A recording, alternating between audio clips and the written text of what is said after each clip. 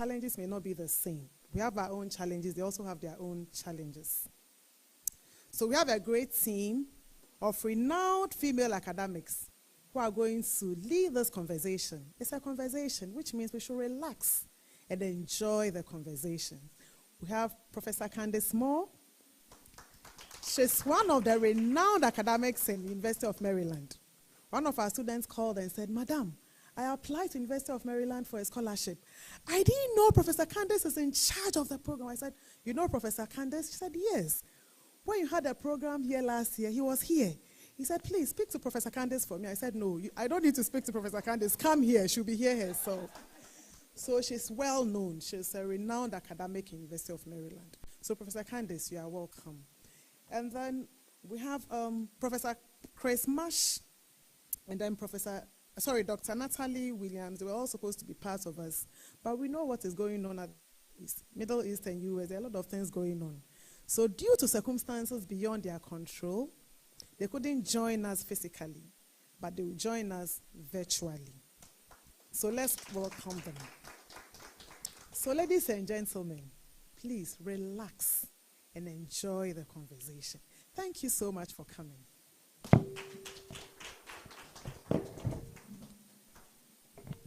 Thank you, Dr. Markwei, for that brief keynote welcoming address.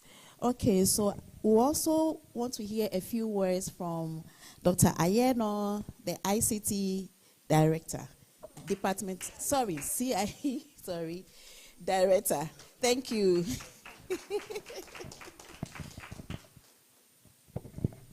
Thank you. Madam Prof. Chairperson, you are looking good. You are really looking good. And deans, HODs, and students, let me say good morning and thank you for inviting me. In fact, I came for 2 reasons. The first reason is that my mother is a black woman. And she was a teacher. My grandmother was also a teacher. In fact, all my maternal aunties were once teachers. Yes, so I come from a family of a lot of black women and black women academics.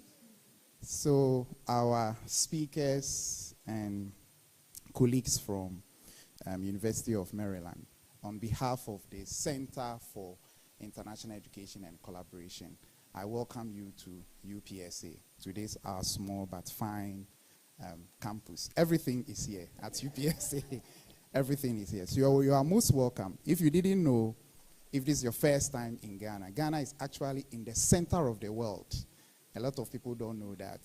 We are less than 20 kilometers away from where the equator meets the Greenwich Meridian. Okay, so you are welcome to the center. In fact, I said this in a conference. Somebody said no. The equator meets the Greenwich Meridian somewhere else. That is true, but that is in the center of the Pacific Ocean. Nobody lives there. It's only water.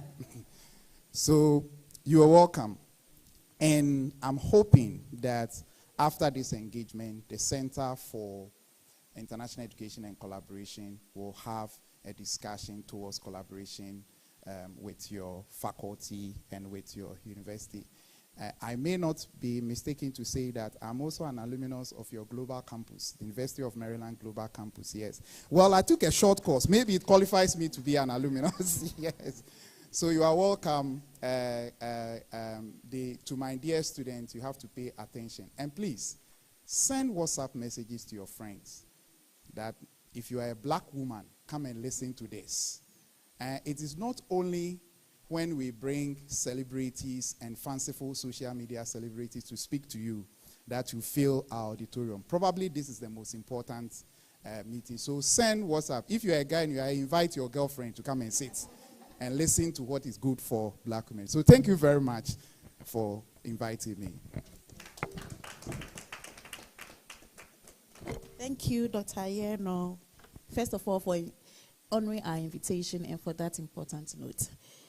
Well, now, is there any rep from the VC How about SRC?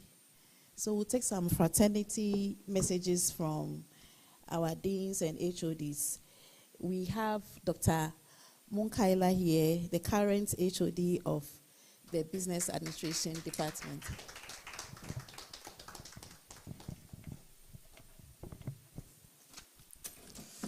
Thank you very much, and good morning once again. I'm blessed to be here. The chair is my mother, and if your mother is chairing, it's very difficult to speak. All the wisdom is embodied in her, so it's a blessing to be here and to hear women speak. I love women, so when I heard there's a gathering of women, I decided that let me visit the place and see what is happening. There will be a lot to take away. In the academic space, I believe the structures were initially designed without the thoughts of women. But in recent time, you will agree with me that women are not only participating in the academic space, but they are leading major structures and systems. And I believe that with resilience, more can still be achieved. Sometimes women shy away from the spotlight. But you would agree with me that it is the spotlight that can make your impact even more felt. So let me just encourage that when the opportunity presents itself, we should take that opportunity and speak and voice out. Your voices are necessary. Your voices shape society. Your voices shape nations, and they need to be heard. I wouldn't speak much. Let me just sit and enjoy the voices of women because they command attention. Thank you very much. Thank you, Dr. Munkaila. We love you too, right? Thank you. All right. So we are getting to the heart of the matter. Drums roll. Who'll be playing the drums for me? Drums roll. So we'll be introducing our distinguished speakers very well. And we'll call on Dr. Esther Atioge to do that job for us. Thank you.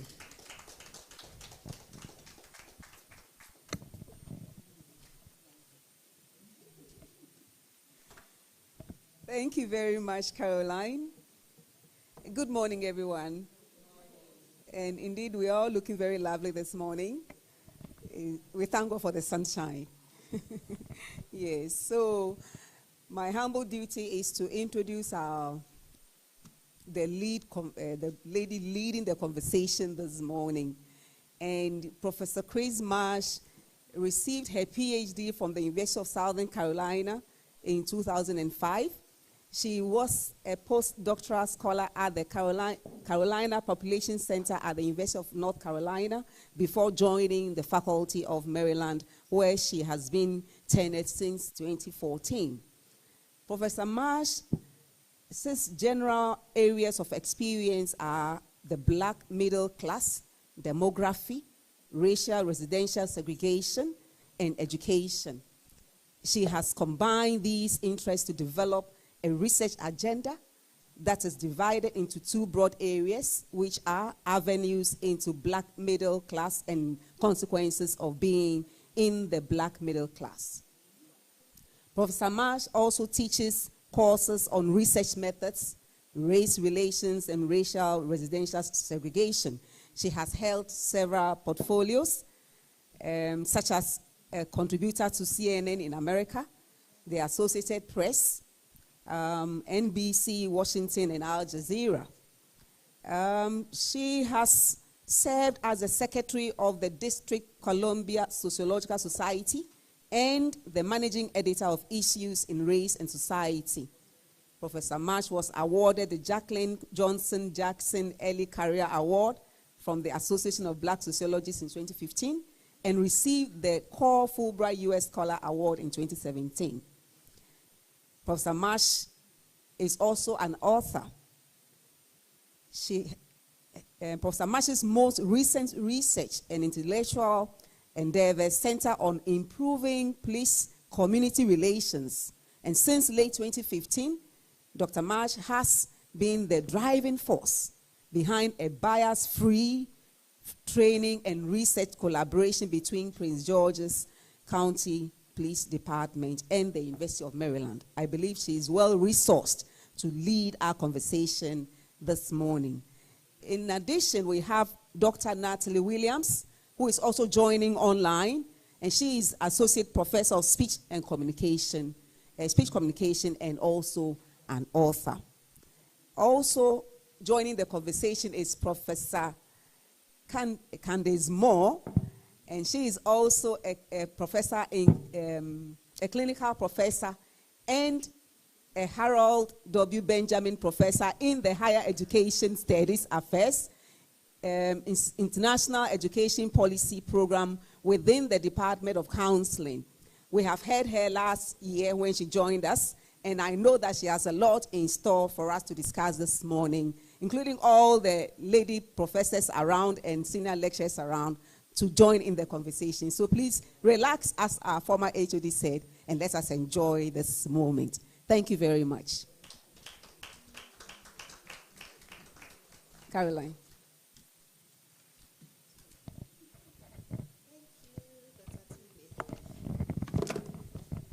Today is Dr. Tilby's birthday. We'll sing happy birthday to her later. Okay, so can we now have our speakers seated? So Dr. Candace Moore, kindly take your, Professor Candace Moore, kindly take your seat. Kindly take your seat. And then Dr. Enima, kindly take your seat as well to engage our professors in the conversation, yes. Yeah, there. Yes. And then Dr. Akofo, kindly take your seat. Is it you? Sorry, Prof. Helen Akofo. Sorry. Thank you.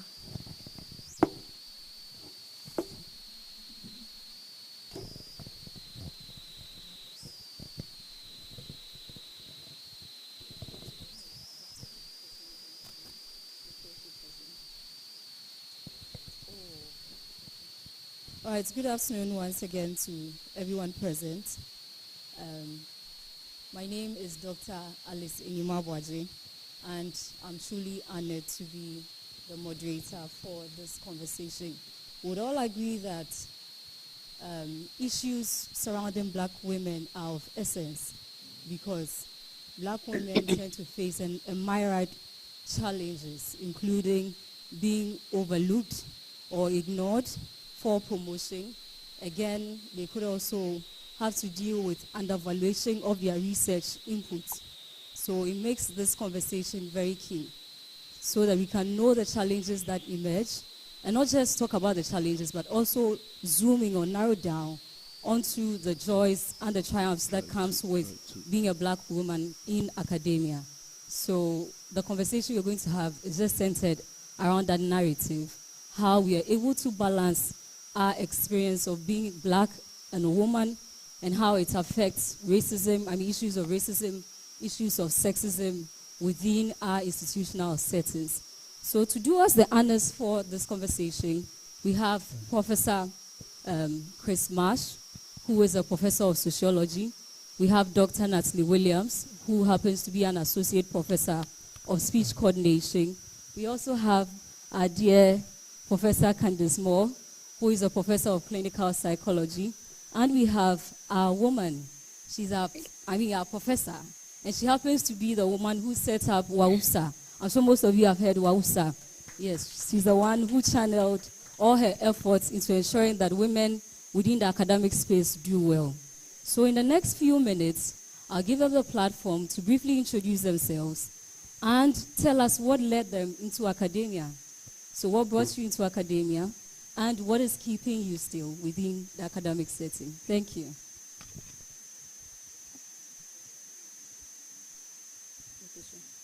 So please, we would let Prof.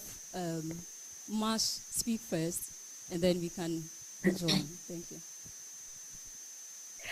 Well, thank you. It is such a pleasure to be with you on Zoom. I so wish that I could be there in person. And I give you my promise that I am coming just as things settle down just a bit in the U.S. with the current administration that we are under. So I have not been to Ghana yet, and I'm super excited to get to Ghana. So I will see you all in person in the very near future. But I'm always so excited to talk about Black women. I am a Black woman. I'm a unapologetic Black woman, and it's such a pleasure to have these kind of conversations. And I'm so thankful that it's part conversation about some of the challenges that we face, but also really think about how there's joy in being a Black woman. And I'm so happy that we can kind of like balance both of those and talk about both of those. So to be honest, I had no idea that I was going to be an academic. In fact, I wanted to be a pilot. I wanted to fly planes, but that didn't work out for me so well. And so I actually had a professor that told me,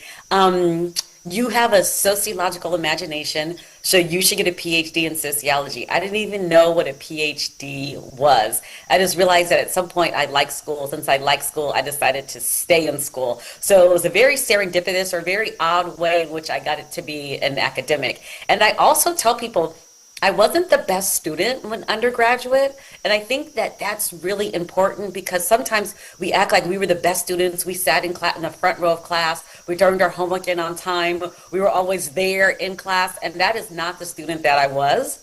And that's important for me to say that because you don't have to be the best student to end up being a professor, because you can get into being a professor many different ways.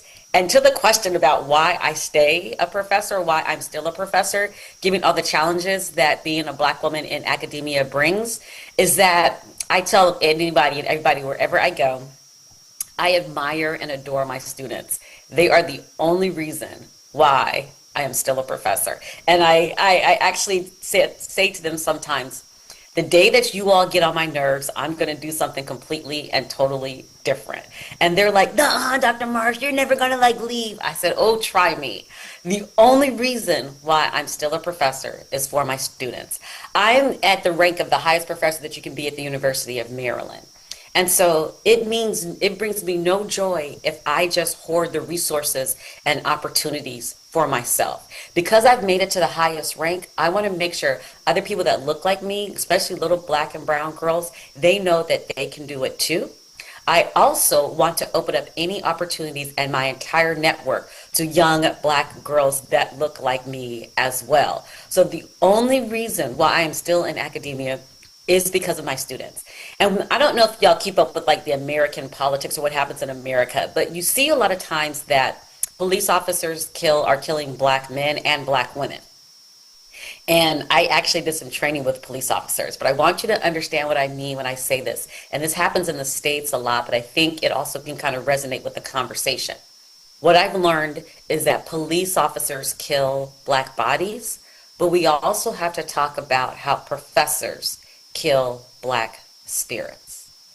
Police officers kill Black bodies and professors kill Black spirits. And what I mean by that in the States is that professors tell students how they should walk, how they should talk, what they should research, how they should research. And I want to be in a space where I let the student be who they are. I give them some guardrails to make sure they can get done what they want to get done. But I think what happens in these institutions, if we're not careful, we tell students what they should be as opposed to letting them flourish into who they are. So the only reason why I am still a professor, even though it's not easy being a Black woman in academia, is because of my students and my mentees. Thank you, Prof. Marsh. Okay, so Prof. Candice, you can tell us what you think, what led you into academia. Wow, you want me to follow Prof. Marsh? Yes. Okay. Hey, Candice. I mean, Dr. Moore. Hey, girl. Hey, friend. So I want to first start by saying I am so honored to be here with you all today. It is truly a pleasure to be with my UPSA family and to be a part of this discussion. Women in the academy are so valuable and so important to not only carrying message and knowledge, but bringing new people into that process. And so to be a part of this conversation is quite important. I'm also thankful to do it with Prof to my left, I met her 5 years ago. And at that time, people were entering the room and they were saying, "Oh, mommy, hello, hello, hello, hello, mommy." And I was like, who is this lady?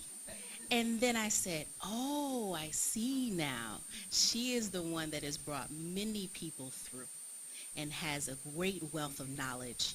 And so I'm so honored to be on this panel with her today. I am also thankful to be here with my dear friend, Dr. Marsh. I consider myself one of her mentees. She truly has shown me what it means to be a servant leader in academia, and also what it means to be supportive, as she just indicated, of people's dreams and giving them the opportunity to dream and giving them the skill set to prepare them to be competitive in moving that dream forward. So my pathway to the academy was also not planned. I wanted to be a campus administrator. Well, truth be told, I wanted to be a police officer like my father. That was probably my first interest in life. But once I entered the university, I wanted to be a campus administrator and support students outside of the classroom. And so through my education studies, I really learned that I enjoyed learning about them, gathering information, and being able to leverage that information to possibly change the circumstances that they are experiencing university life. And so it was upon the encouragement of one of my faculty members to come in and teach a class as an adjunct that I was encouraged to think about academia as a full-time experience. And so what I think is encouraging me to remain in the academy, I would agree with Dr. Marsh in that the students certainly are an important element of why I continue to do what I do. I think it's imperative, if you have been given access behind the curtain, to remove as many barriers as possible and make pathways for those who are coming behind you. And not just those that are coming behind you, but those that are coming with you. So when I say that I serve as a mentee of Prof. Marsh, I literally met her through a friend of mine in a civic organization. So we happen to be on the same campus, but we don't know each other because the campus is so large and we're in two totally different departments and schools. And so by a mutual friend, we meet for coffee. And she asked me, "What is your dream? What would you like to do?" And I was like, I don't know, just want to get through this whole finally grow up. Because the PhD is just the beginning, right? It's not the end. And so I was like, I just want to get to the end. So help me get there. And she says, no, what is your dream? And I said, well, I really want to be able to marry the interest that I have internationally with the work that I do. And she said, I think that will be lovely. Let me help you do that. And from the very moment I met her until today, she has been supporting that dream.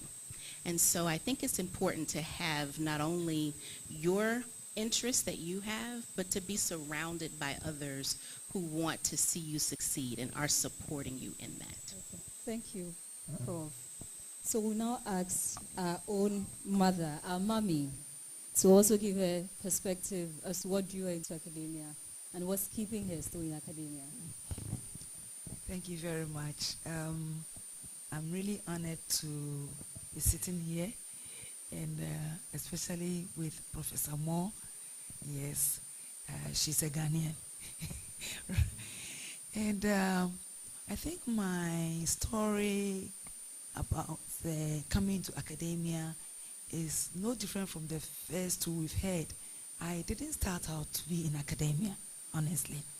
I started out like being an administrator, because I came to UPSA, then IPS, to undertake this course, Institute of Chartered Secretaries and Administrators. So that was where I started. But naturally, I like people and I like interacting with people. So one day, I met one of our lecturers, or my lecturer, who had then become the director of the institute. Then he said to me, Helen, how about facilitating on our short programs, our short courses? And I said, why not? I'll be glad to do that. So that was my first step into seemingly an academic environment for, work.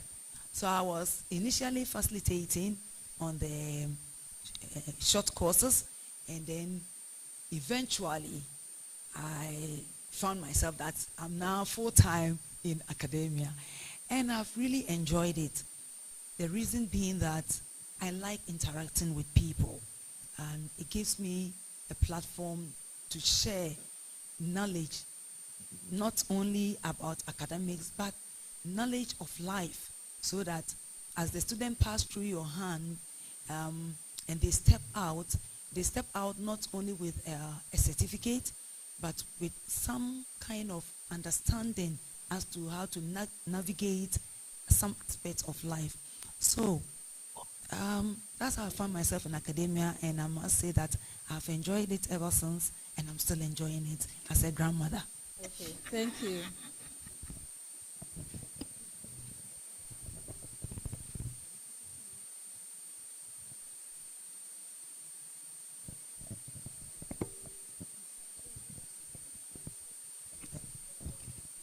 Okay, so whilst we are trying to reposition our seats, I think Dr. Natalie can also give us her perspective on the issue at hand. Yes.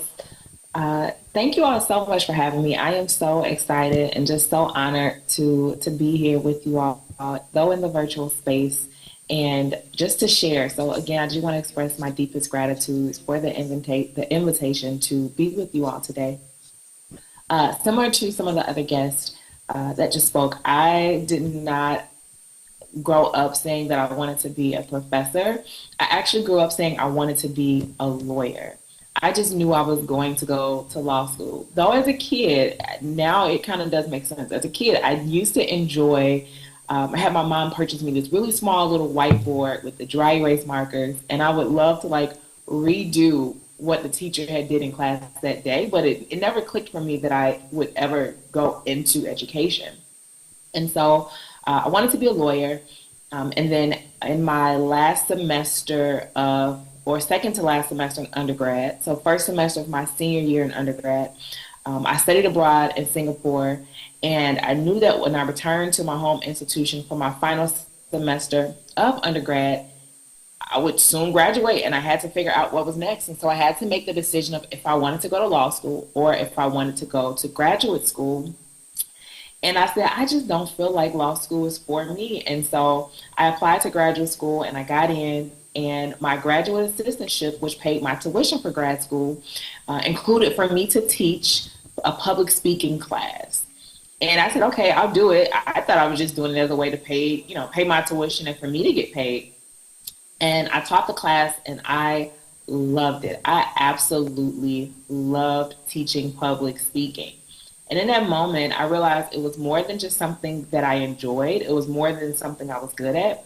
It was a part of my calling, and it was something that was meant for me to do as a career, but also as part of my purpose and passion. And so I taught the class. I graduated grad school. I started working corporate, and I lived in the same town where I went to grad school then, so I would teach a class at night as an adjunct.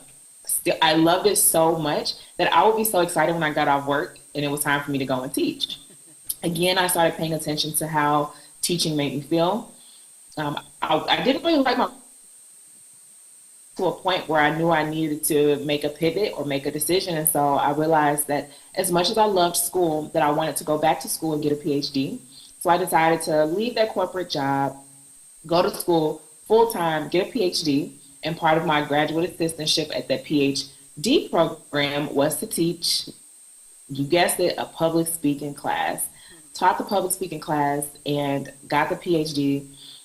And I loved it. And at that moment, I realized that I wanted my career to include teaching public speaking, which is something that I do now. I recently received tenure as a professor. Actually, literally 1 month ago to the day, I received tenure. So I'm officially a tenured professor, which I'm so excited about. And similar to Professor Moore, Dr. Chris Marsh Professor Marsh has become a mentor of mine as well. And so when she and I met, I was an assistant professor, so I didn't have tenure. And here she is, the highest level that you can be as a professor. And just as she said, she was so willing to share her knowledge, so willing to share her expertise, so willing to just pour into the next generation. And I'm so grateful for that. And a clip notes of how we met, we actually met at a Kendrick Lamar concert, and we didn't know each other, as we say here, from a can of paint. Did not know each other. We were sitting 2 seats away from each other at a Kendrick Lamar concert. We bonded, total serendipity. And here we are, and we now get to be co-researchers together and co-writers together and all of these things. And so one of the things about being in the academy, it definitely includes finding people that can support you, finding people that can uplift you, and also finding people who can show you the blueprint and that can lead the trail, and finding people that are not afraid of your success, people that can see your success before you can see it, and they want to pour into you and to help you get there. Thank you. Thank you, Dr. Natalie Williams.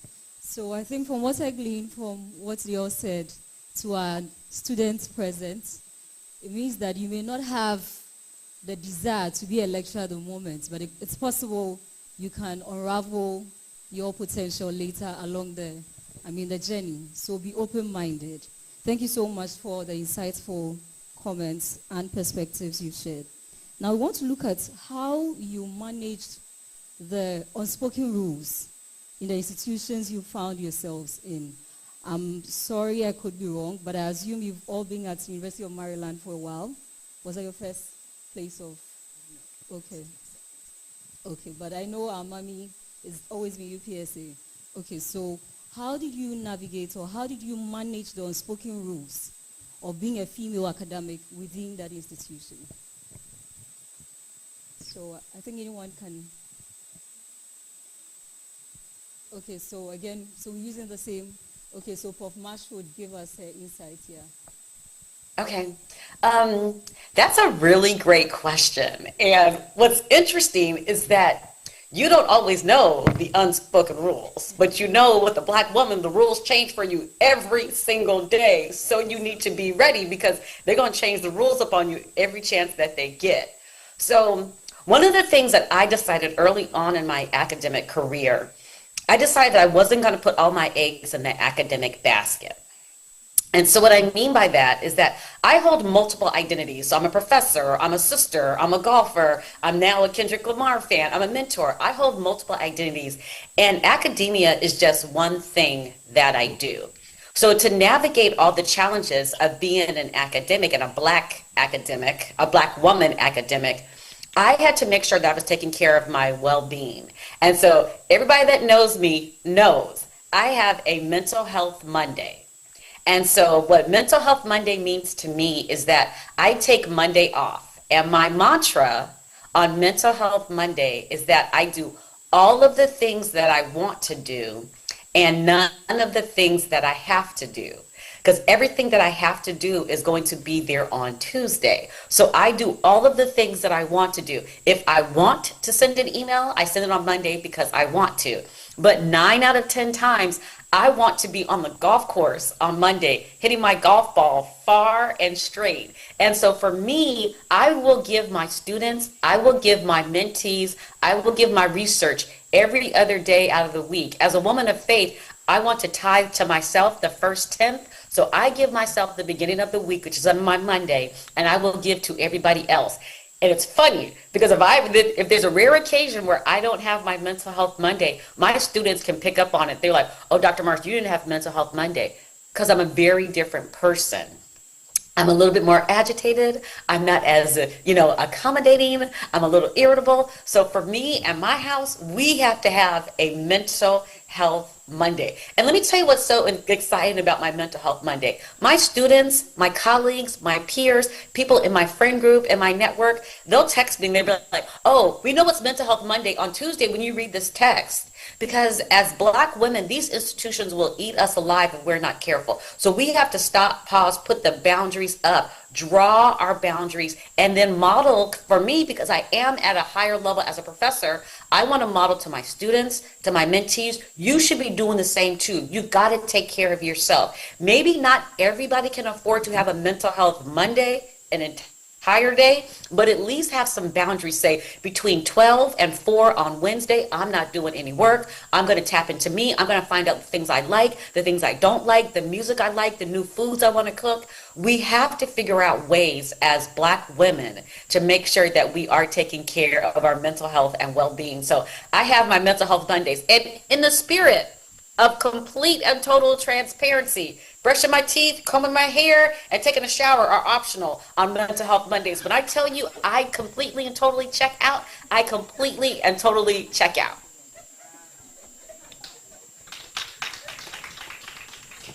Okay, thank you. So please, I think Candace Moore will continue from there.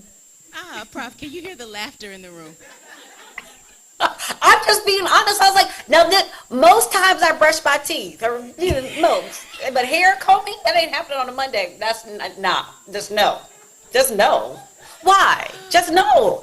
But seriously, it might sound funny, but when you get to a point when you can absolutely do the things that you want to do, and you don't have to do these respectable politicking kind of stuff. I'm not combing my hair on a Monday. I'm just not. I get you the rest of the week. I'm on spring break, so I didn't comb it all this week, really. Coming today for y'all. We appreciate that. The curls are popping. Thank you, Dr. Moore. I truly do love that. And her golf game has improved tremendously over the years with her Mental Health Mondays, for sure. I want to honor where you entered this idea of protecting your peace and acknowledging that there is great joy in doing what we do. You are not only rewarded occasionally, I'm looking at a former department head here, occasionally rewarded with more money, but really rewarded with greater opportunity to see things come to fruition, whether it's through your scholarship or whether it's through supporting a student or finding a new colleague to network with. It is truly joy in the work that we do. And I think it's important to hold on to that joy because, yes, there are challenging experiences that we go through in academia. It was not made for women. Let me say that one more time. Academia was not made for women, unfortunately. But what academia has come to understand is that without women, it will progress. And so because it was not made for us to be a part of it is an act of resistance on a regular basis. And so through that resistance, you have to be able to maintain joy. Otherwise, you may to continue doing what you are really being called to do. As also a woman of faith, I feel like being in academia is a part of what the Holy Spirit has asked for me to do. And so while you may be asked to do something, doesn't mean you always have the energy to do it. It doesn't always mean that you have the fervor or, the support to do it. And so you do have to happy yourself and protect your peace while you continue on this journey. Thank you. Okay, so Mommy, yeah. Well,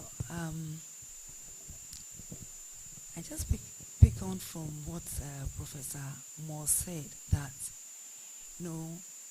I am not looking at the picture from the black woman's perspective, but because when we lay emphasis on the black woman, we are looking at especially the environment that she's coming from. In our environment, that kind of emphasis might not exist, but there exists another emphasis, the mere fact that you are a woman. So if you are a woman and you've chosen to be in a space that is regarded as a space for men, then you are expected to behave as such. Nevertheless, the fact that you've chosen or you found yourself, for me, as I said from the beginning, I didn't choose it from the beginning, but as Providence led me here, I found out that I really want to be here. But that also doesn't mean that I just have to take everything and anything without taking care of myself. So it's expected of you to man up, as they will say. How do I do that? So there's the need to balance my own life to enjoy it and also to produce the kind of results that is expected of me. One thing I love to do, and I do most of the time, is that I love to delegate. So I do not take on the pressure of doing everything myself. I look at those around me and what they can do, and then just push the job over to them or give them assignments. I also know when you delegate, responsibility lies with you. So through delegation, I kind of ease myself from the pressure that comes on me, and then make sure that I'm getting into the flow and I'm delivering the results that is expected of me. So I don't take it all on myself. I delegate. And I remember when I was even in industry, I said to myself, the manager that is missed when he or she is on leave is a poor manager. Yeah. It simply means that you should be able to delegate and train those with you such that in your absence, work should flow. And that has been my work culture ever since. And that's how I manage. That's beautiful. Thank you. All right, so Dr. Natalie, yeah. She's now. Oh, I'm sorry. Okay, Professor Natalie Williams. So you mentioned the unspoken rules, and sometimes it's hard to know what you don't know. But one of the best things that you can do is just take the time to study and learn the environment. And for me, you're in there with those unspoken rules, but then you also are determined to do all things with excellence. And so for me, with navigating those unspoken rules, that is being met with me being very serious about operating within excellence. So that is serving students at a high level. That is communicating my expectations to students. That is giving students a very, very thorough and detailed syllabus. Me letting them know the expectations of the class. Me reaching out if I see a student isn't coming to class or a student may not be getting the best grades on their work. Me asking how I can serve students and be a resource. And so another component of serving students with excellence is also being organized, also being structured, making sure that their grades are, their graded assignments are given back to them in a timely manner. They always know where they stand in the class. Those are things that help me combat some of those unspoken rules. But then sometimes you still kind of experience some of those things, being a woman, but then also being a Black woman. Typically my student evaluations are pretty high, but I will never forget this. There was a time where one of the student evaluations said, oh, she can be serious sometimes. Maybe she should start class by telling us a joke. And so I was going through my student evaluation with Bob, and I pointed that out to him, and I said, I should tell a joke. I said, I'm not a comedian. I'm a professor. So to expect to start class off with a joke, and I told my boss, who's a man? I said, they wouldn't expect you to, start off class with telling a joke. What's the difference between you and I where they would expect that of me? And so we had that conversation, and he was like, yeah, I never thought of that. There can be a difference with how students may treat, a male professor or a female professor. And so no matter how great or how excellent sometimes we may be in the classroom, there may be these moments or instances where the expectations for us may be unrealistic. And clearly, as you can tell, that was a few years ago, but that is something that always stuck with me, that when last time I checked, the job that I applied for did not say comedian, it said professor. So for me, I completely blew my mind that someone would expect me to get up as if I'm doing a improv. Neither here nor there. Overall in my class, we do have a good time, we laugh, but it's a natural classroom environment that we've cultivated where it is a safe place, where it is also an opportunity we can support each other, because we are working with something as nerve-wracking as public speaking. I also do want to mention having boundaries within this profession is important for me as well, just like my colleagues mentioned. So I'm not just a professor. I'm also a keynote speaker on student leadership and collegiate success in Black and multicultural Greek leadership. And so I've been doing that for 10 years. I'm also an author. And for me, I'm learning to continuing to cultivate those different identities, but they all serve the same purpose of me having a role to positively impact the lives of students, whether it's shorter term with a keynote, whether it is longer term, we've been a whole semester together and I'm your professor, or if it's in the form of reading my book as an author. And so again, maintaining those identities, but doing all things well, but also doing all things with excellence, but also doing all things while being well rested. Because one thing that I've learned is there's no award for being the most burnt out woman of the year. There is no award for being the most burnt out woman of the year. And if there is, I don't want it. And so I'm very intentional of, I don't have the mental health Mondays, but I definitely have segments of each day where I am spending time with myself, whether that is going to the gym to be able to get that physical activity in, or maybe taking 30 minutes when I get home to watch a YouTube interview that I know that's going to make me crack up laughing, but just being very intentional of tending to my soul. And one thing I also don't do for the most part is I try not to bring my work home. So I try to get everything done at the office because I know when I get home, I want to just be and focus on all things Natalie. All right, thank you, Prof. Natalie. So I think from this session, we can also pick some nuggets.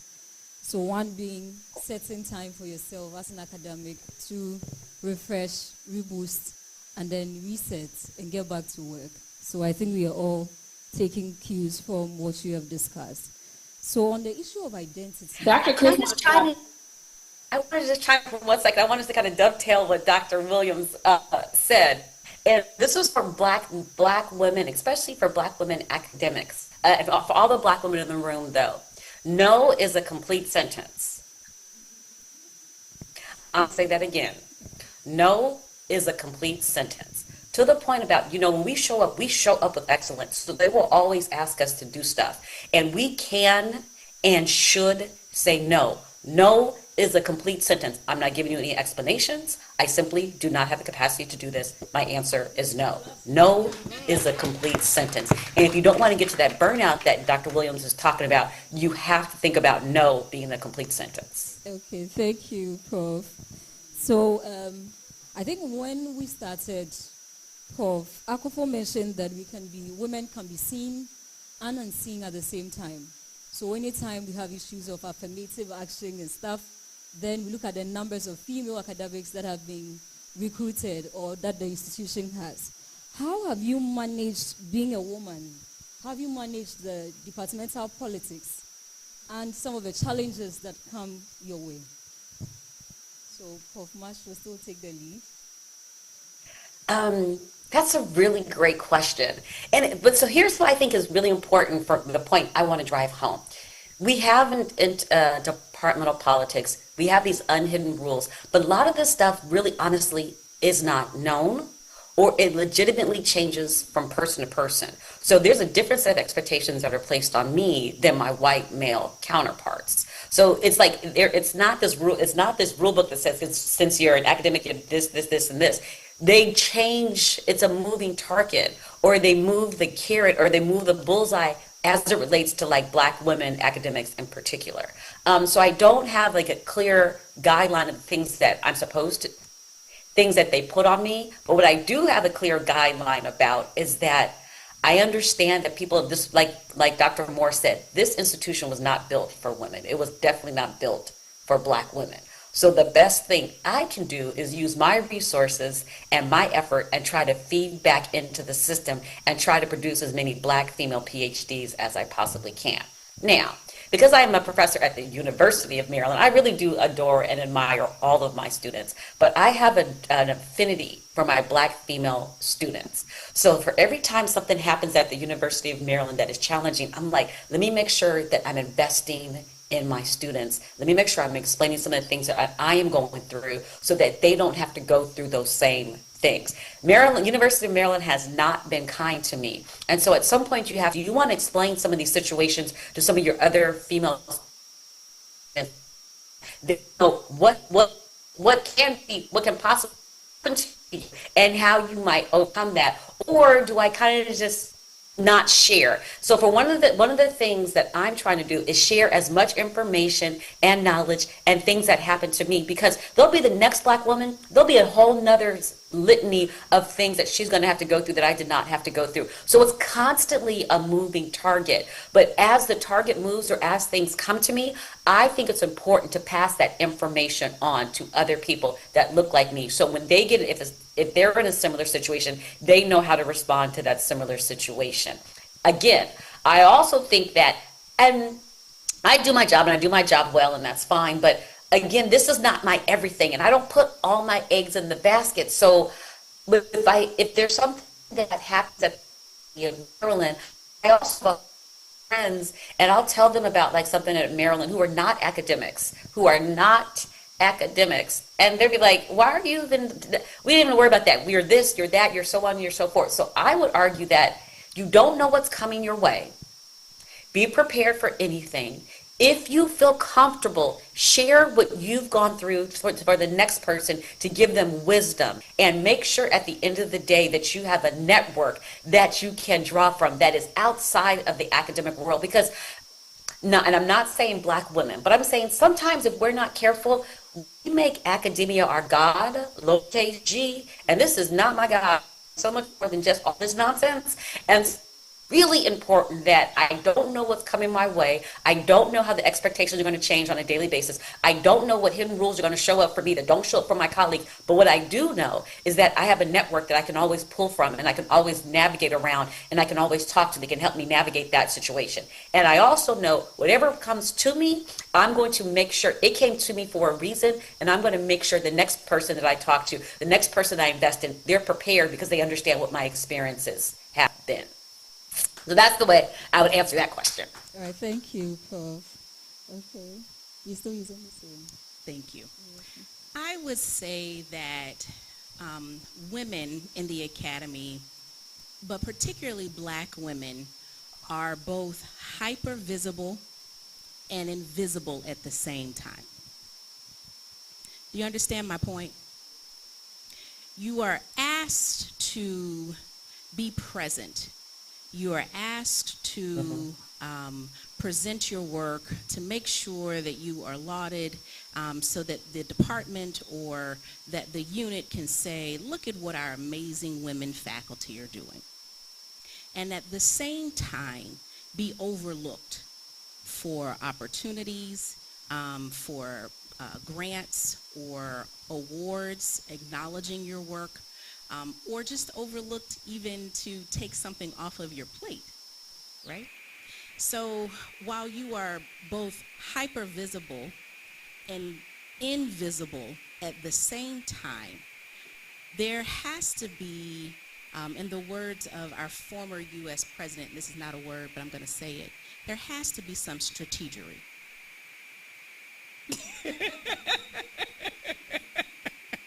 There has to be some strategy that you apply to think about how do you want to use your time, because everyone else will figure out how to use your time but you. And so you have to think about how do you want to use where do you want to use it? How much of it do you want to expend? And then more importantly, as we've talked about earlier, how do you refuel yourself with that time? Next, I think it is important to understand what are at least the written rules. So to both Prof. Marsh and Williams, they indicated that there are things that are hidden, that are unaware. But there are some things that are actually written down. And you want to be familiar with what those are. Because, I don't know, have you all heard things like, well, the policy says this. Well, can you take me to that page in the policy where it says that? Often that can happen, right? Because it's not really a policy. It's just the way we've always done it in our unit, and no one really questions it. So then we say it's policy. So for you, it's important to know what are the actual rules. What is the policy so that you can lean on that when you need it? And then I think something that's already been said, but I will reiterate, is the power and the importance of having a network. Get to know people outside of your unit. You need champions in the physics department. You need champions in the library. You need someone who is going to think of you in what might be a very nuanced area. They'll say, you know what? I think Dr. McWay would be exactly who we should bring in for this, because she's taken the time to get to know people outside of her unit.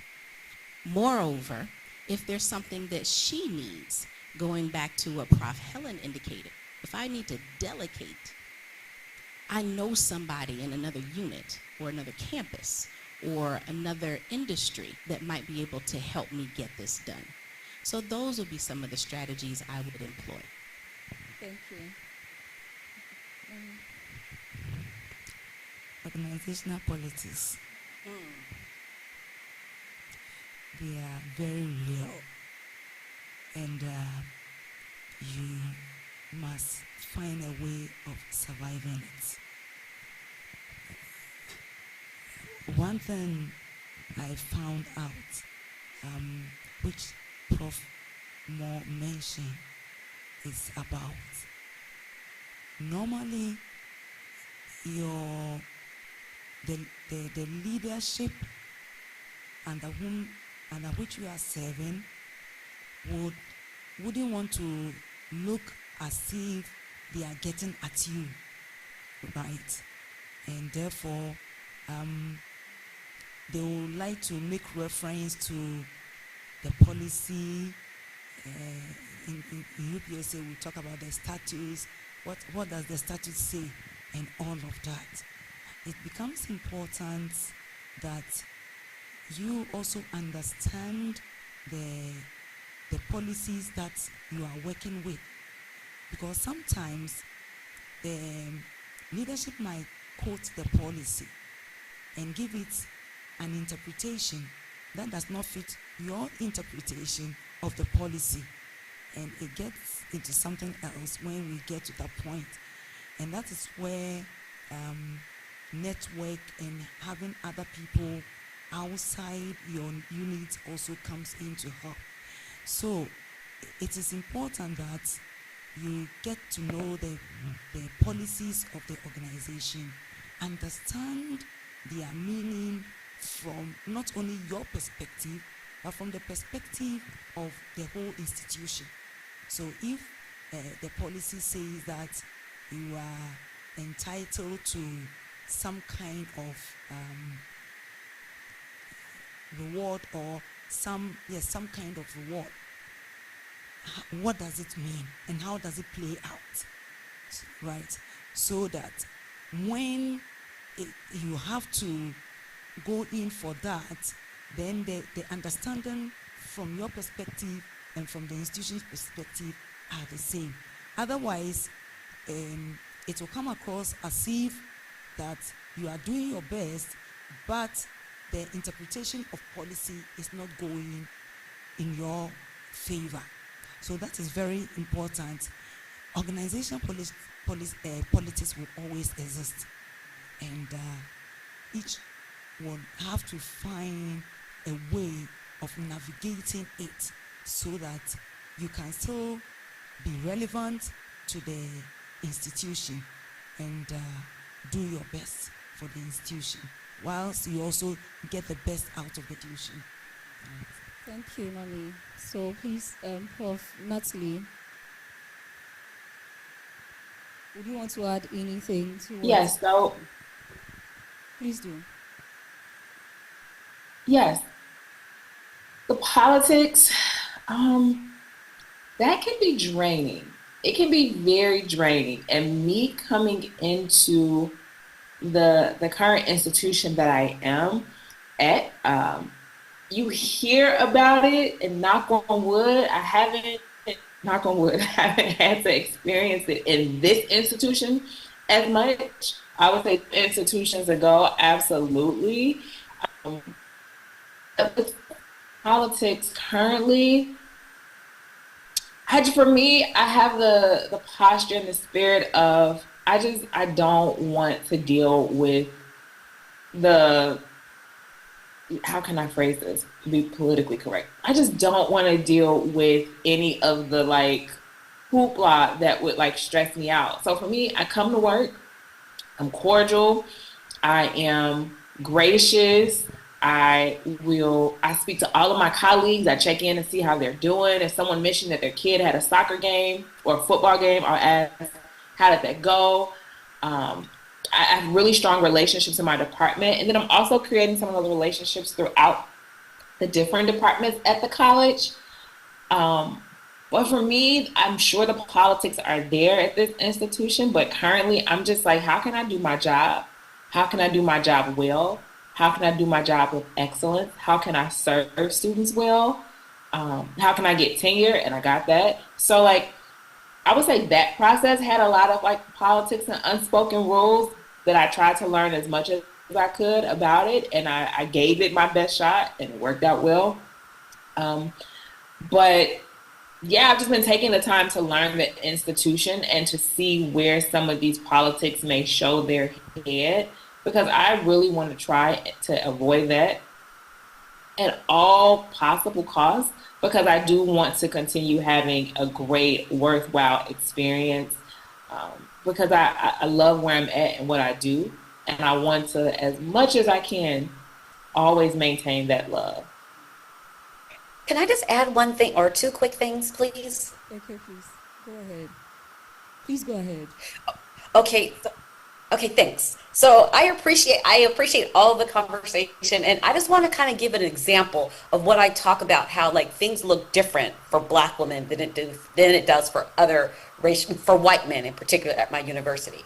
So one of the things to get promoted to a full professor is that you have to publish research, and so I had to publish research, get published. So every 3 years or so, we would do a review of my research and make sure that I'm producing research and so on and so forth. My third year at the University of Maryland, I go through a review and publishing research, because that's what I'm told to do. Those are the explicit rules. I talk about my research, how I'm getting.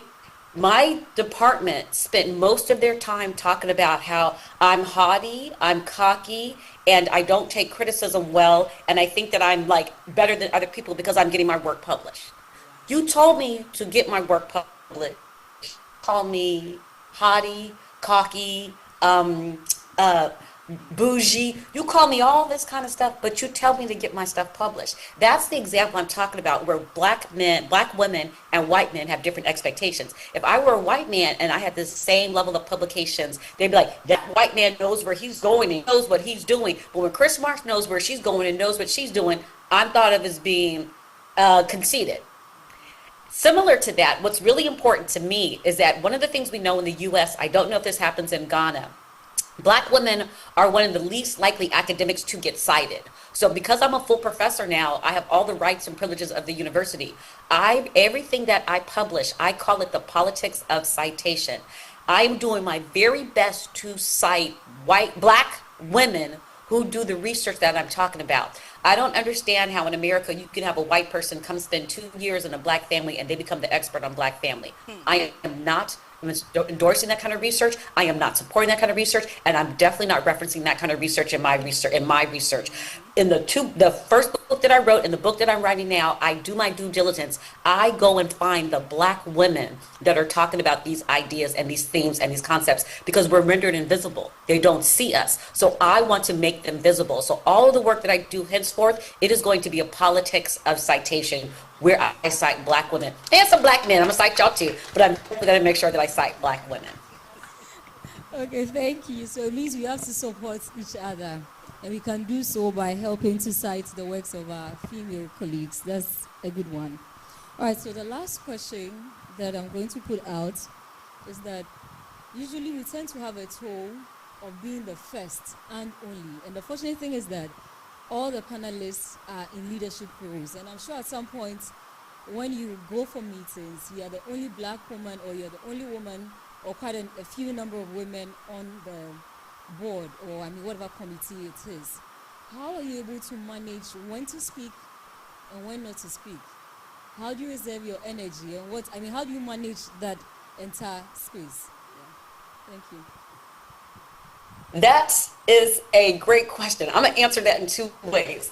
One of the things that's really important to me, in the U.S., black only 13% of the U.S. population. So Ghana, it's mostly black. America's not like that. But let me tell you, every time I step into a room, I got on something black. Whether or not it's some black-owned shoes, it's some black polish, it's some black-owned lipstick. I'm walking in there with my girls with me when I go in the room. I promise you, it gives you a different level of energy. Now, yes, I might also have me a Gucci bag or a Chanel bag, but something in my aura is going to be a black woman who comes in the room with me. Here is what I tell everybody all the time. Now, again, take what I'm saying with context, because I cringe when you're like, talk when I get good and ready. I don't care what they say. Here's the thing. They gonna have their perception about me anyway. They gonna talk about me anyway. They gonna have their ideas about me anyway. So here's what I'm gonna do.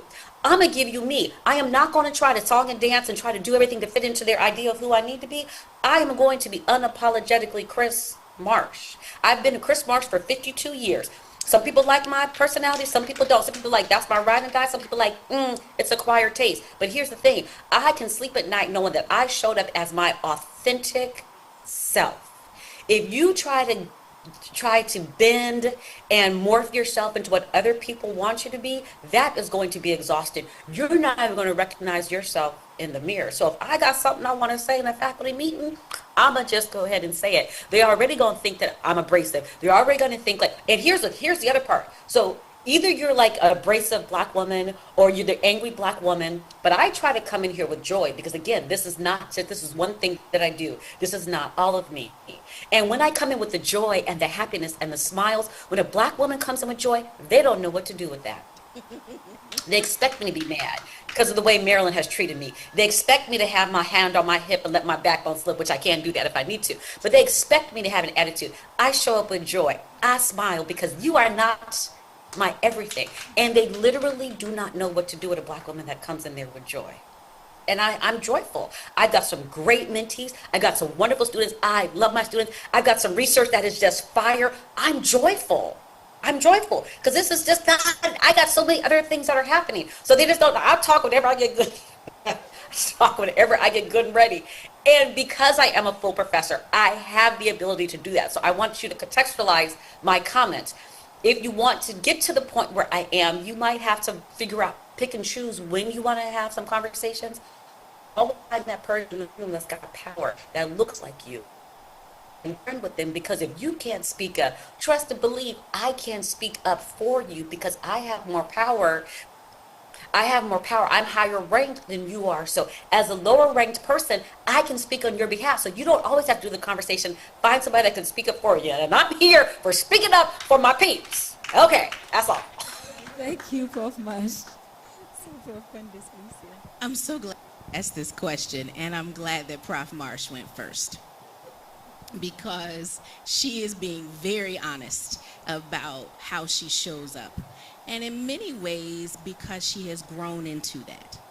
So I will acknowledge that as a younger, because I'm still young, all right, younger faculty member, and even as an administrator, there were times where I tempered myself out of nervousness of, can I actually say what I want to say? What will be the consequences of saying what I want to say? And will anybody back me or support me in what I want to do? And so I think I had to learn my voice and learn how to leverage it appropriately. And there is a balance to that, for me at least. So there are times where I have already read the agenda for the meeting. I was probably invited to the meeting before the meeting, and I probably have to be there at the meeting after the meeting, based off of the role that I hold. So when I go in here, I know the points I'm gonna make, and that's all I got for you. But then there might be some meetings that I go into, and I don't really know where this is supposed to go or how it's supposed to go. And so my strategy is I keep a bottle of water with me every faculty meeting I go to. There you go. There you go. Mm-hmm. And if there is something that just kind of moves me, and I feel like, oh, I need to say something, I drink some water first. To give myself a pause, to really think, oh, is this where I want to leverage my voice? Is this what I really need to chime in on, etc.? Or after I finish this sip and they've moved on, should I just let it go? Now, there have been some meetings where I am very hydrated because I just drink and drink and drink. And I say, I'm not touching that one. I'm just going to keep drinking. But I'm offering it in a point of levity to help you understand that you do need to think about, as Prof. Marsh said, your own context. Where are you in your journey? What do you have the power to say and leverage, and what don't you? And that it is okay to acknowledge that you are on a journey, that we don't all start where Prof. Marsh is. There are some of us in the room who do start there. It's kind of like, I don't care what they say or how they say it, I'm going to do what I want to do. And that's perfectly fine. But then there's some of us that are not there, and that journey is okay as you grow. Thank you. That's a very interesting question. And I think that the perspectives are different. I am in an environment that kind of believes in respecting authority. So you are in a meeting, yes. You have some position and you're supposed to talk when you have to. But nevertheless, we believe we have a culture of authority. So before I open my mouth to speak, I might know the right thing to say. The moment might be right, but I'm looking at the authority. What will be their reaction? You know, it's as if every time you have to say something, you have to give a consideration to that first before you say what you have to say. Nevertheless, you are also in a meeting to make impact. So you have to learn to know that much as I am supposed to, it's unwritten, right? It's an unwritten code, right? So, but I must make my views known. So this is where you put in as much respect as you can in delivering what you have to say in order that it will be acceptable. Otherwise, it was believed at that point that he has not said it well. Even though he has said what he had to say and he said it the way he felt he had to say it. But our problem is that, therefore, if you are part and you need your voice to be heard, then you must find a way of always, packaging what you have to say so that it will be acceptable and will be useful to the community. Thank you, Prof. Akufo. Okay, so Prof. Natalie, you can share your perspective. So I try to use wisdom as much as possible. Just like Professor Moore, have my water everywhere with me as a professor. But just using wisdom. Is this something that I need to speak up on? Or is this something that should be spoken up on?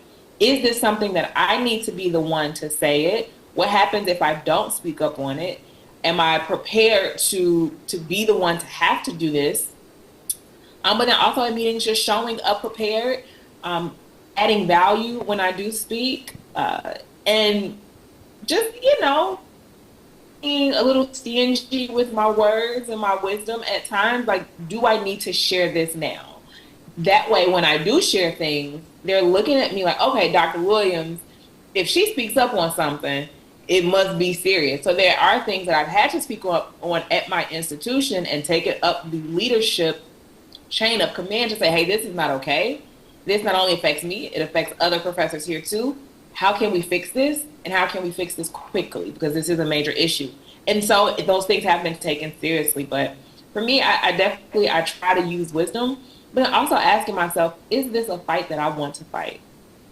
And I mean that figuratively, not literally, right? But is this a fight that I want to fight? If it is, let's go. If it's not, you got it.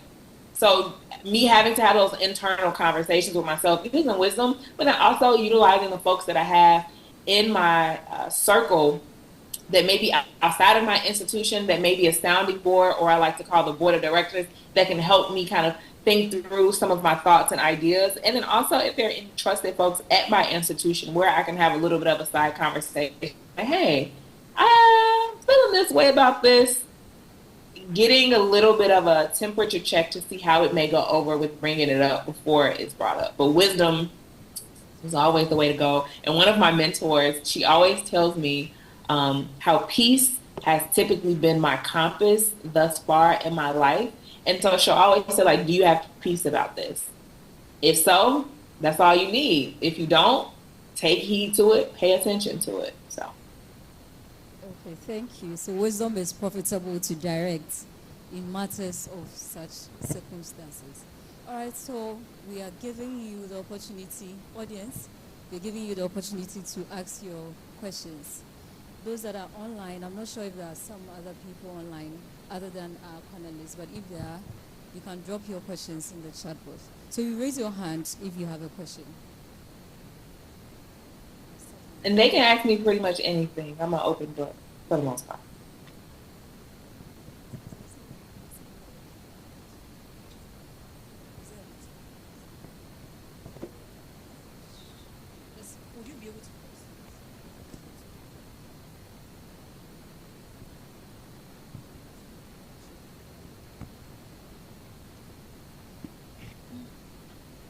Thank you. My name is Erica. I'm here with my class. I teach business ethics. And permit me to make a contribution, especially for my students. I would like to generalize a little bit, even though I know that the focus is Black women. But from what I've heard, some of these issues may apply to someone maybe in the lower hierarchy of an organization, whether you're a male or a female. And interestingly, today we were to discuss values, and I've heard a lot of values come out in the conversation. I've heard respect, I've heard wisdom, I've heard patience, I've heard networking as some values that a person can have. So what I just want to contribute, especially for the sake of my students, is that, like, I also heard that you need to know the policy of the organization and what it says. We said in class that as part of the ethics, knowing what the policy says and doing it is very important. And of course, the unspoken rules of the organization and the culture that is in the organization, and being able to navigate your way peacefully, forming the right networks and the right relationships. Being cordial, I had that also as another value. Being someone who is able to relate with other people, the ability to delegate and, you know, find the necessary support that you need for your own growth. So I just want to reiterate that point, especially for the class. We would be leaving very soon. We appreciate the opportunity to be here. So again, I would say that respect, wisdom, patience, cordiality, ability to form the right networks, have the right mentors, find your own group, and be able to be assertive when necessary are important values that a person can have as we navigate academia or any organization or industry in which you find yourself. Thank you very much. Thank you. Please, is there any other question? I just wanted to add to that real quick. So two things. That was a great summary. I was like, wow, that was wonderful. Just two things I think I might want to add to that. However you respond is the way that you are supposed to respond to something. If something egregious or something racist, sexist, homophobic, xenophobic happens to you, however you respond is the way you're supposed to respond. Don't go home thinking about that 3 weeks, 4 weeks, 5 weeks later. Most likely the opportunity will come up again, and if you want to respond differently, you can. And the only other thing I want to add to that, to the great summaries, like make sure you find time for yourself. Check in with yourself. Make sure you're doing something that celebrates you. Thank you. Yes, please. Any other question? Right. Any other? Faculty, don't you have any question for? Okay, you do. Okay.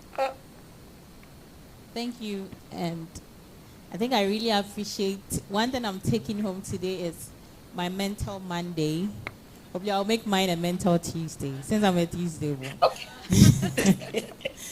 So one thing I would also like to add is that as we find ourselves in the setting that we are as African women, I would say that, or Ghanaian women, we have a lot to do in addition to navigating the academy, because we have a role to play at home and we have a role to play in other areas as well.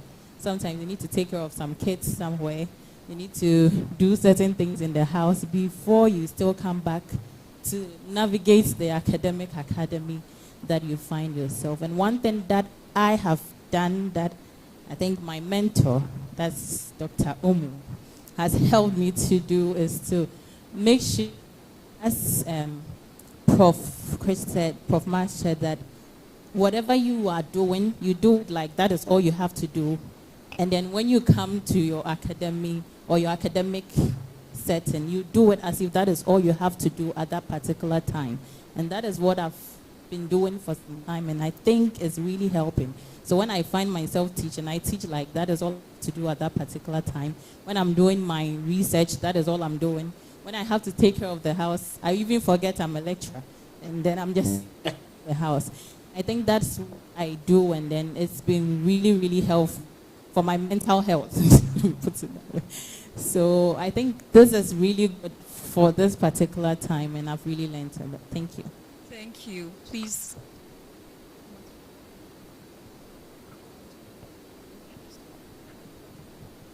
Thank you so much, Doc. I appreciate that. When you mentioned the role of women and the multiple roles that we have, made me think of something. So I identify as an American. I have the true pleasure of being married to a Ghanaian. And with that, I am learning some culture that does exist in our country here. That when women are married, there is a hierarchy in society for those women who are married versus those that are not. And I feel like it is important to acknowledge that in this space, because that comes with a certain weight, and it also comes with a certain expectation. That in certain settings, women who may not be married should carry themselves a certain way versus women who are. The expectations maybe that men in the organization have of women who are married versus women who are not also plays a role. And in some ways, how women may internalize those expectations plays a role as well. So if I am a lecturer, I am not married, I do not have children, maybe when we are sitting around the faculty table, they may say, oh, you can take on this additional expectation, or you can take on this additional role because you don't have children, you're not married, so surely you must have plenty of time, right? Not thinking that the same woman that you're asking to do that may be a caregiver for her parents. She may be a caregiver for a community of young people that she helps to support. And so it doesn't always, I think, come out, kind of going to that unspoken expectation that the many roles that women play, there is also a distinction in culture around those who are married versus those who are not. And I think we need to be mindful of that, not just of how we treat each other, but also how we internalize and treat ourselves as women around the messaging that is sometimes given to us with regard to that. Thank you. Well, Thank you, Dr. Moore. Thank you. I just want to add something real quick. Dr. Moore, you had teed it up for me. Thank you so much. So when we come back in maybe the summer or early in the fall semester, I really want to have a conversation about a book that I wrote. And the name of the book is The Love Jones Cohort, Single and Living Alone in the Black Middle Class. And so there's a rise of Black women in the U.S. who are single and living alone. And there's a whole conversation about how people view them, how people engage with them, and how people have conversations about singles. So when I come back, I really would like to talk about that book. And then I really like to talk about the book that I'm writing with Dr. Williams as well. So somebody ask in the Q&A what book we're writing, please. Somebody ask the question, what's the book about? I would like to say thank Somebody you ask to... Okay, yeah, the cohorts, the love cohorts. The Love Single Jones and Cohort, Living Single Alone and Living Alone in the Black Middle Class. Okay. I'm destigmatized singlehood. In some ways, I consider this to be part of my ministry because people will get in relationships or stay in relationships that are abusive, toxic, unfulfilling, unrewarding, simply because they don't want to hold the title of being single. So we need to destigmatize the idea of being single, and it might keep some people safe and keep people out of relationships that are abusive, toxic, unfulfilling, and unrewarding. So just having a conversation about singlehood and maybe kind of challenging some of our assumptions or stereotypes we make about singles is what I try to do in this book. So what about your next book, please? I'm so glad you asked. I'm going to turn it over to Dr. Williams. Dr. Williams is going to explain the next book that we're working on. Absolutely. So the next book that we're working on is looking at solo concert goers and how concerts can be used as a place of community for people. We are saying that concerts can also even mimic areas of church where people are coming together and communing, and there's a level of oneness. There is, and when we say oneness, people are there for the same reason. We are looking at, specifically when we talk about concert goers, we're looking at the Kendrick Lamar Grand National Tour, which is how Chris and I met. Yes, that's how Chris and I met, very much so divine and serendipitous. And so we are essentially saying that solo concert goers are valuable, and people that come to concerts, they have the opportunity to build community, even if just for a few hours, but it still has value. And that community may allow people to have a level of comfortability to share, to disclose about themselves, oftentimes because some of those quicker interactions, we may feel more comfortable sharing some of our deeper insights and secrets just because we may think like, oh, I'll never see them again. And so we feel an opportunity to not be judged. And so we are looking at the value of community, but we're also looking at the value of concerts as a place to create and cultivate community. Well, I want to add a little more context to that, to our book that we're working on. So Dr. Williams and I met at the Kendrick Lamar concert. So I can't see your hands, but raise your hand if you know who Kendrick Lamar is. Kendrick Lamar has actually spent some time in Ghana as well. So Natalie and Dr. Williams and I met at the first show, which is in Minneapolis. I live in Maryland. She lives in Chicago. We happen to both meet in Minneapolis, which is about 3 to 5 hours from both of us. So I'm just sitting there at the show having a wonderful time. This black woman, beautiful black woman, comes and sits down next to me. And clearly, I just start talking. I was like, oh my God, my name is Chris Marsh. I'm here for the Kendrick Lamar show. I'm so excited, blah, blah, blah, blah, blah.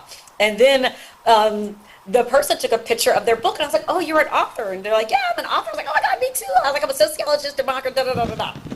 So in the middle of me saying what I am, this person picks up their phone and says, hold on, wait a minute. I think I know you. Scrolls through their phone and they're like, yeah.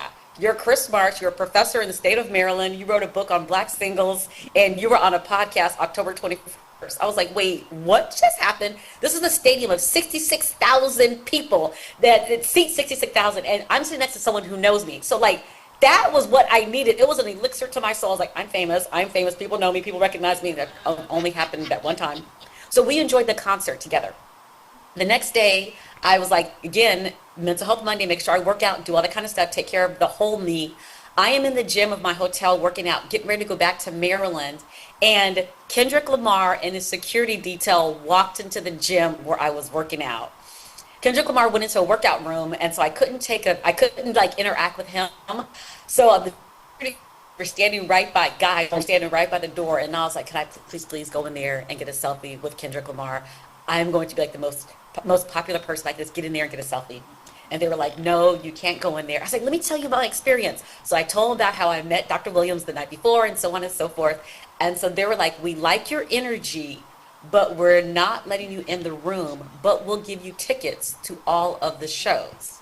So between the two of us, we've been to 30 shows. And now, because we've been to 30 of Kendrick Lamar and SZA's concert, we're now writing a book about how do you go to concerts as solo concert goers and how you navigate these spaces and how you make friends in these spaces. And so because I was so excited about meeting Dr. Williams the night before, when I met Kendrick Lamar and I met Kendrick Lamar's detail the very next day, I was like, Dr. Williams has to be a co-author on this book because I don't know if I would have gotten this experience had it not been for. So that's the book we're working on next. So hopefully when we get to come in later this summer, in the summer or early fall, later this year, we can talk about that book as well. Okay, thank you. Okay, so that brings us to the end of our conversation, and I want to take some time off to appreciate our panelists. You've done a very great job by telling us how you've navigated your academic journey as female academics, and we really appreciate your insights, their vulnerability, and telling us what ideally you wouldn't even want to share. We appreciate you. And so as we leave, we are being told that we are still evolving, especially for our students. Your career is still evolving. Be open-minded. Always read a room. Be wise. And know when to speak and when not to speak. Thank you very much.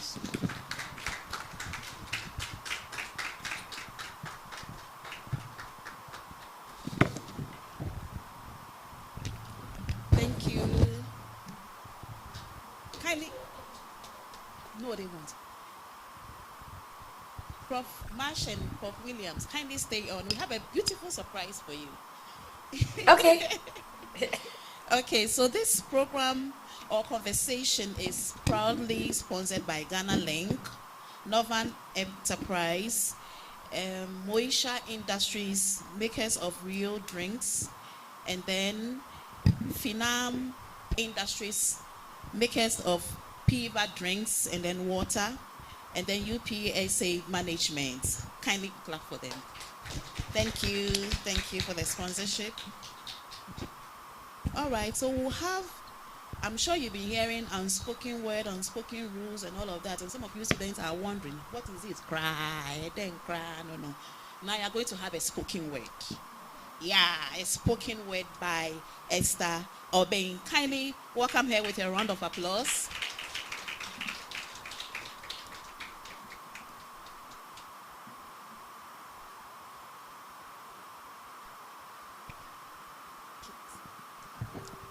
We are woven with an intricate fiber, a complex fiber that has never existed since ages began. We are but dust and shadows, and like any other. We are powerful beyond measure. Women with uncommon abilities, breaking stereotypes and paving the way for generations. Publishing impactful research that sparks meaningful conversations. She's black. She's black, and in a black community, she finds her roots. In Western communities, her brilliance is a proof that this dark melanin pigment is not a batch of shame. This is real sensation. She charts her course as a true original desire. In the academic arena, she is a double-edged sword, navigating spaces where we are underrepresented. Her potentials are limited only by her own vision. And whatever a man can do, a woman stands in good. No, this isn't feminism. It's simply true.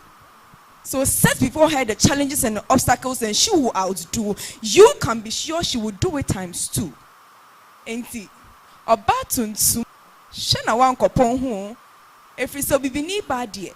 Ye boboko ye nim frɛ me nusum, boboko ye chi frɛ me nusum, na ye gina fa ko frɛ no mintim no ma wo. Na ye frɛ wo assassin finfini. So hurl yourself up at the challenge, because you are the garland wind of the hurricane and the tender swing of a branch. You are as hard as a diamond and as soft as a black velvet that enhances the brilliance of the jewel. Somebody tell that lady she is a wonder. She is black, she is audacious, she is bold. So, young lady, so thank you.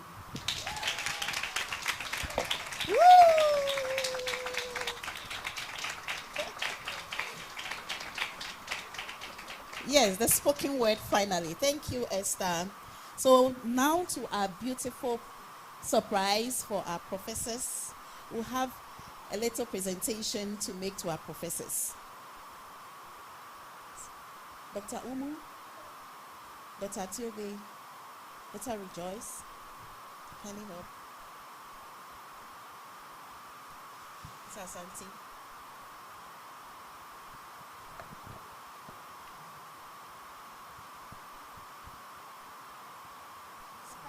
Dr. Candice, Professor Candice. More.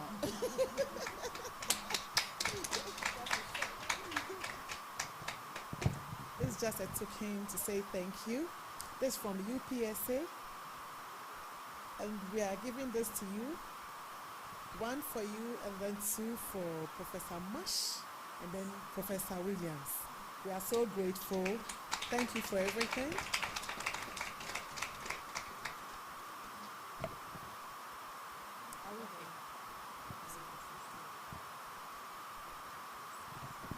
Thank you.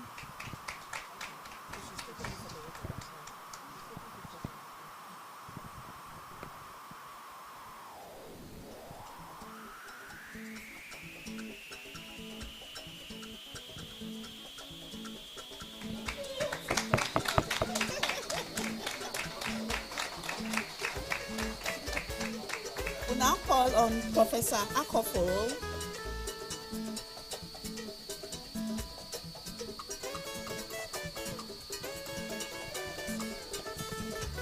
Mommy, yeah, that's so. God bless.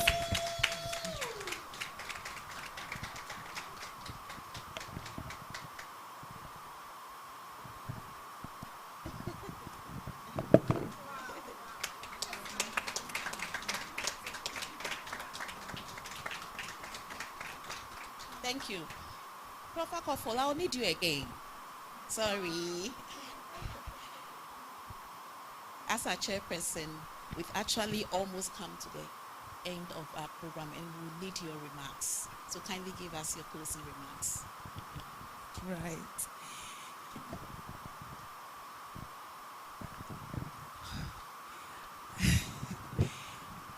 I have really enjoyed the conversation, getting the insights from other environments, especially navigating the academic space as a black woman. The insights I have received from the other environments for me is very useful. we say now that the world is a global village. So what it means is that if I get the opportunity of stepping into that environment, I have some pre-information that will help me navigate my way around. And I believe that it has been useful to you students as well. We've learned so much here, and I like what the first contributor did. She actually gave us a good summary of what we have learned here. The baseline is values, the values that we can hold on and use as we navigate. In fact, the world is about value. If you don't have any value to direct your life, you are going nowhere. And so for us, we have learned that having patience, using wisdom, knowing what to say and when to say. I remember one of our panelists said, when a situation arises, I ask myself, is it a battle worth fighting? So, so all of those has given us very good information.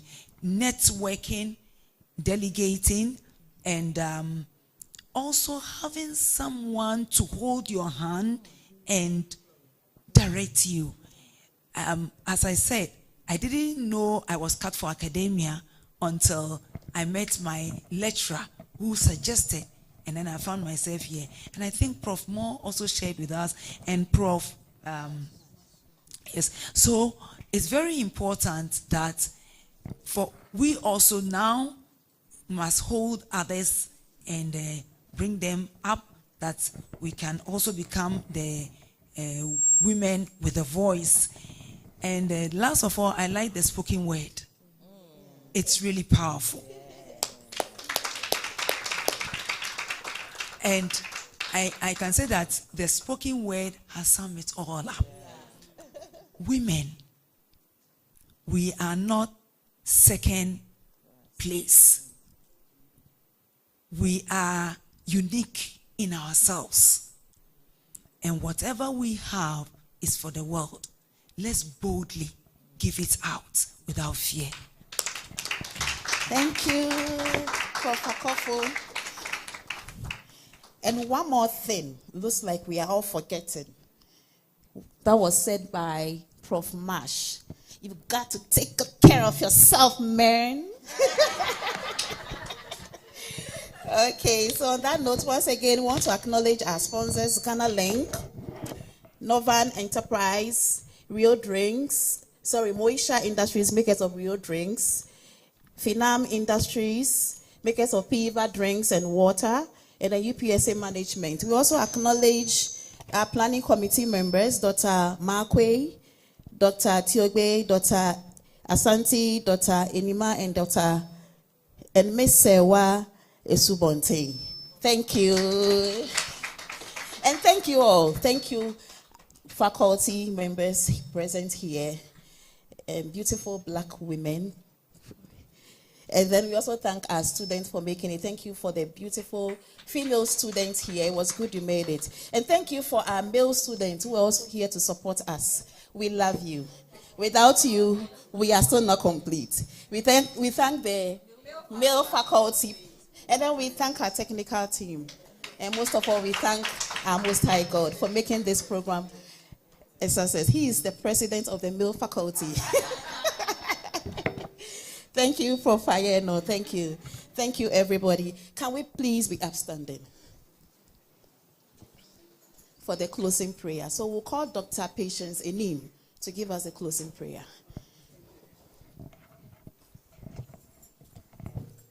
Hello, everyone.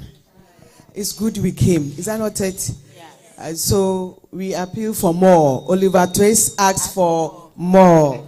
Humbly, let's pray as we depart from here. Whatever that has made us to navigate so well and build on our destinies, God should help us. Father, we are grateful unto this special day, that it was a chosen day that indeed you had given to us. As we have come, having learned these values, Father, rain upon them And as we embark on this journey, we shall forever remember in order to chart the correct path. We commit our students into your hand, that may you also cause them to remember and know their left from right, descending from good from bad, and letting these values lead them, that at the end they will be established in the right destinies upon which you have brought them onto earth.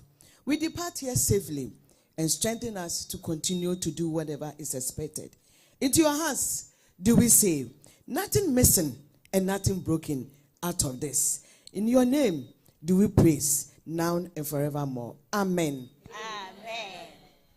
Thank you, Dr. Enim. So we'll have we'll take some photographs. Kindly don't go away, my dear students. So we'll take some photographs here. Can we have Prof. Akofo, Prof. Moore? Yes. And then faculty members, committee members. Students, please, as you step out, you pick your packages, okay? I promise you food, right? Yeah, it's there. It should be on the corridor, so you pick them out. As you step out, you pick up your package. Thank you all for coming. Please, let's take some photographs. We should have the video. Yeah, we will need the video. Yeah.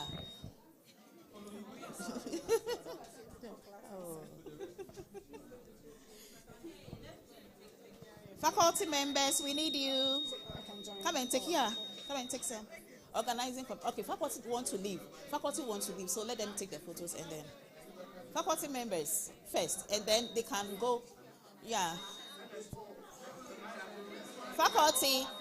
Oh, Prof. Ayana, we need you. Faculty. This faculty.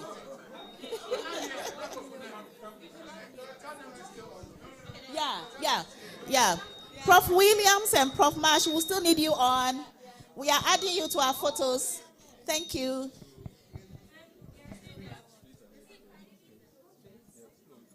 Okay, let me go to where the short women are.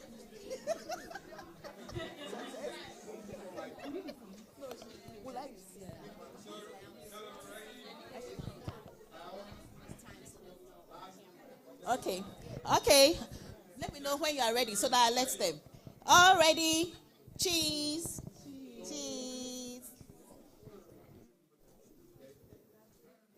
Thank you. Okay, can we have committee members, please? Committee members.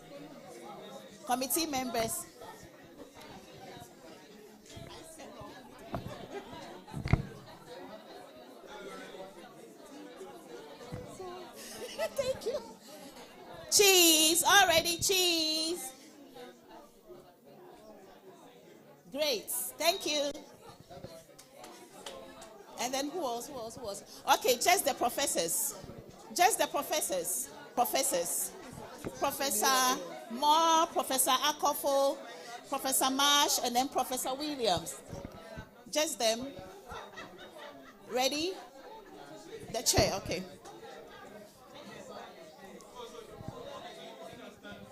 They should stand by them, right? Okay. Yeah.